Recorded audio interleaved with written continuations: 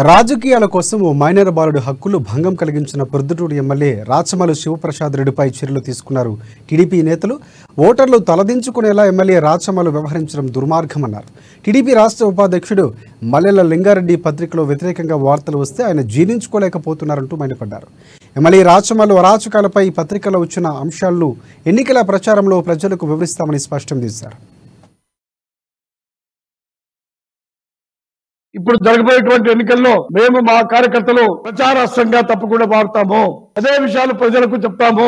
విషయాలు ప్రజలు మాట్లాడుకోవడం లేదా? నీ దగ్గర ఉండే నాయకులు మాట్లాడుకోవడం లేదా? నీ అనుచరులు మాట్లాడుకోవడం లేదా? ఉద్యోగస్తులు, వ్యాపారస్తులు, రైతులు ఇక్కడ జిల్లా అంతా రాష్ట్రం అంతా మాట్లాడుకోవడం లేదా?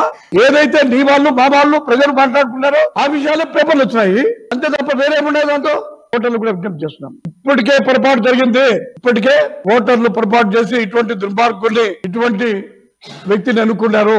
మీరు పొరపాటు చేస్తే వాళ్ళు ఎట్లా అన్ని వదిలిపెట్టి రాజకీయాలు ఉన్నారు. విఘ్నులు రాజకీయంగా చైతన్యవంతులైనటువంటి ఓటర్లు ఉండే ఈ ప్రొద్దుటూరు నియోజకవర్గానికి ఇటువంటి వ్యక్తులు ఎందుకున్నందుకు చాలా చెడ్డ పేరు వస్తుంది. ప్రొద్దుటూరు విలువ పోతుంది, ప్రొద్దుటూరు బ్రాండ్ పోతుంది.